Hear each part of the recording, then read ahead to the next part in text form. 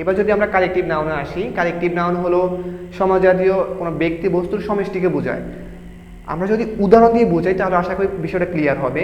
এই যে কিছুক্ষণ আগে আমরা কমন নাউন শিখছি, তো কমন নাউনে আমরা শিখলাম বুক, অর্থাৎ এক জাতীয় সবাইকে বোঝাচ্ছে বুক, অর্থাৎ এক জাতীয় যত বুক আছে। তো আমরা এই বুকের সমষ্টি অর্থাৎ কমন নাউনের যে সমষ্টিটা আছে সেটাকে বলা হয় কালেকটিভ নাউন। সো আমরা দেখতে পাচ্ছি বুক, অর্থাৎ বুকের যে সমষ্টি, যেখানে বুক অনেকগুলো বুক রাখা হয় সেটাকে বলা হয় লাইব্রেরি। সো কমন নাউনের যে সমষ্টি অর্থাৎ এক জাতীয় কোনো ব্যক্তি বস্তুর যে সমষ্টি সেটাকে বলা হয় কালেকটিভ নাউন। সো আমরা দেখতে পাচ্ছি বুক, বুকের সমষ্টি বলা হচ্ছে লাইব্রেরি। আবার যদি আমরা প্লেয়ার বলি, প্লেয়ার হলো একটা কমন নাউন। সো আমরা প্লেয়ারের একটা সমন্বয়ে যেটা হচ্ছে, একটা সমষ্টি হচ্ছে, সেটা হলো কি একটা টিম। তো এই দুইটা উদাহরণ যদি আমরা ভালোভাবে ফলো করি, আশা করি কমন নাউন ও কালেকটিভ নাউন আমাদের ক্লিয়ার হয়ে যাবে। আমরা আসলে কমন এবং কালেকটিভ নাউন দুইটাকে হচ্ছে আমরা উল্টাপাল্টা করে ফেলি। সো এখানে আমরা দেখতে পাচ্ছি বুক, আমি যদি আবার বলি বুক, বুক হলো কমন নাউন, এই কমন নাউনের সমষ্টিকে বলা হয় কালেকটিভ নাউন।